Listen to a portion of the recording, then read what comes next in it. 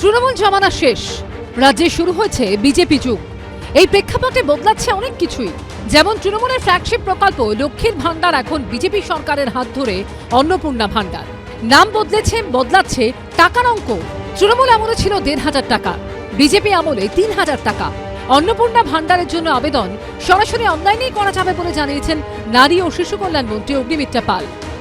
দেখুন, অন্নপূর্ণার ভান্ডার আমি শুনছিলাম যে এতদিন তো দুয়ারে সরকারের মাধ্যমেই হয়েছে, কিন্তু আমি আমার ডিপার্টমেন্টের সাথে কথা বলে আমি অলরেডি বলে দিয়েছি অন্নপূর্ণার ভান্ডারে অনলাইন কমপ্লিটলি এখনই ব্যবস্থা করতে, ইমিডিয়েটলি অনলাইনেই যাতে সমস্ত মানুষ যে 1 পাস 2 পাস বা যে হয়তো শিক্ষাটা পাননি, হয়তো শিক্ষিত নন, এতটা ইজি করা হবে এই অ্যাপ্লাই করার পোর্টালটাকে যে কেউ পোর্টালে গিয়ে অ্যাপ্লাই করতে পারে।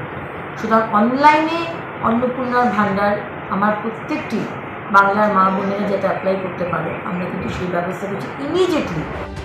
সংকল্পপত্রে ঘোষণা মতো অন্নপূর্ণা ভান্ডার চালু করেছে বিজেপি সরকার। তাদের আশ্বাস, ১ জুন থেকেই তা কার্যকর হবে। অর্থাৎ ১ জুন থেকেই মাসে লক্ষ্মীদের ব্যাংক অ্যাকাউন্টে ৩০০০ টাকা ঢুকে যাবে। মাননীয় মুখ্যমন্ত্রী বলে দিয়েছেন যে ১ জুন, মাইন্ডেড ১ জুন থেকে আমরা যা যা প্রতিশ্রুতি দিয়েছিলাম ৩০০০ টাকার অন্নপূর্ণার ভান্ডার এবং সরকারি বাসে মা বোনেদের কোনো ভাড়া দিতে হবে না, এই দুটো আমরা চালু করতেছি। শুধু অন্নপূর্ণা প্রকল্পই নয়, সরকারি বাসে মহিলাদের যাতায়াতও এবার ফ্রি। উজ্জ্বল মুখোপাধ্যায়, কৃষ্ণেন্দু অধিকারী ও আশাবুল হোসেনের রিপোর্ট, এবিপি আনন্দ। দুর্নীতি কেলেঙ্কারির দ্রুত তদন্তে সক্রিয় রাজ্য সরকার। একের পর এক কড়া সিদ্ধান্ত নিচ্ছেন মুখ্যমন্ত্রী। তার নির্দেশে গোটা প্রশাসন এখন ফুল অ্যাকশন মোডে। এই আবহেই দুর্নীতির শিকড় উপড়ে ফেলতে এবার সমস্ত বেআইনি টোল প্লাজা বন্ধ করার নির্দেশ দিল রাজ্য সরকার। এই মর্মে নোটিশ জারি করা হয়েছে। সব জেলার জেলাশাসককে এই মর্মে নির্দেশ দেওয়া হয়েছে। বলা হয়েছে, রাজ্যের সমস্ত অবৈধ টোল প্লাজা ও ব্লক গেট চিহ্নিত করে বন্ধ করতে হবে। সেগুলো যাতে ফের চালু না করা হয় সেদিকেও কড়া নজর রাখতে নির্দেশ দেওয়া হয়েছে। বলা হয়েছে, অবৈধভাবে টোল আদায় বন্ধ করতেই হবে।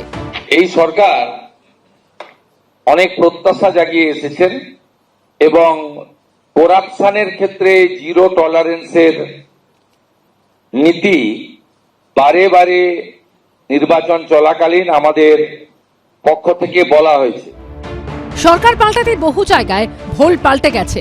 শিলিগুড়ির ফুলবাড়িতে একটি টোল গেট পরিচালনা করতেও শিলিগুড়ি জলপাইগুড়ি উন্নয়ন কর্তৃপক্ষ। এই রাস্তা আগে রাজ্য সড়ক ছিল, পরে জাতীয় সড়কের সঙ্গে মিশে যায়। অভিযোগ, তারপরে তৃণমূলের কর্মী সমর্থকরা এই টোল গেট থেকে টাকা তুলত।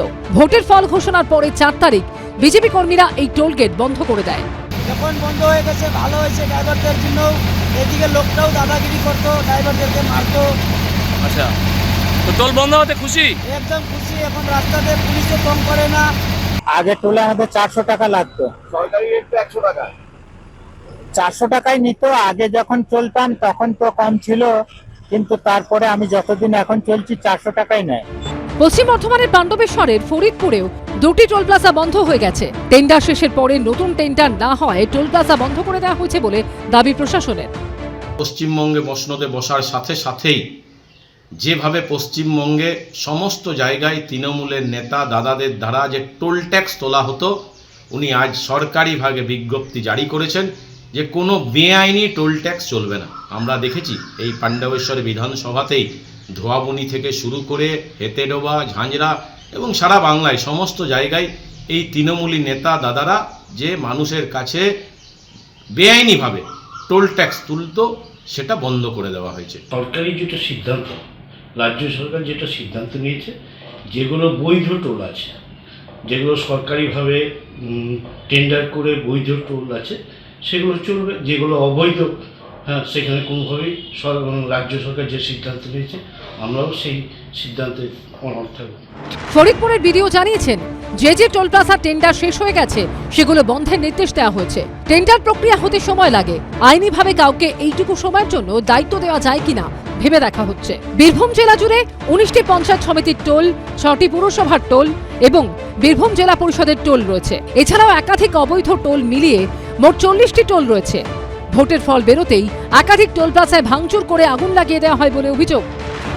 বিজেপি সরকার ক্ষমতায় আসতে বীরভূমের বিভিন্ন প্রান্তে যে অবৈধ টোলগুলি চলছিল, সেই টোলগুলি বন্ধ হয়ে গেছে। মানুষের খুব দীর্ঘদিনের কারণ চালক থেকে এখানে যারা স্থানীয় বাসিন্দা প্রত্যেকের বক্তব্য হচ্ছে বেআইনিভাবে একদিকে যেমন পুরসভা টোল তুলতো, অন্যদিকে পুলিশ টাকা নিত লাগাতার। এবং তাদের বক্তব্য হচ্ছে বিজেপি যেদিন থেকে ক্ষমতায় এসছে তার পরের দিন থেকেই কিন্তু এই টোল বন্ধ হয়ে গেছে। 400 কিছু ছিল ইউনিয়ন वाला सब ইউনিয়ন, হ্যাঁ সেন্টে কি সব পার্টি হ্যাঁ। আর পুলিশকে পুলিশকে নিত এখানে, হ্যাঁ ওখানে পুলিশ ডাক পার্টি নিত 150-200 এরকম, পুলিশ কত নিত? 150-200 এরকম। 600 টাকা যাচ্ছে হ্যাঁ হ্যাঁ প্রতিটি গাড়ি। হ্যাঁ প্রত্যেক গাড়ি। মুখ্যমন্ত্রীর নির্দেশের পরই যে টোল প্লাজাগুলির টেন্ডারের মেয়াদ শেষ হয়ে গেছে সেগুলিকে টোল নেওয়া বন্ধ করতে নির্দেশ দিল বর্ধমান পুরসভা। এরকম 9টি জায়গা থেকে টোল আদায় করা হতো, তার মধ্যে 3 জায়গায় বালির গাড়ি থেকে ও 6 জায়গায় পণ্যবাহী গাড়ি থেকে টোল নেওয়া হতো।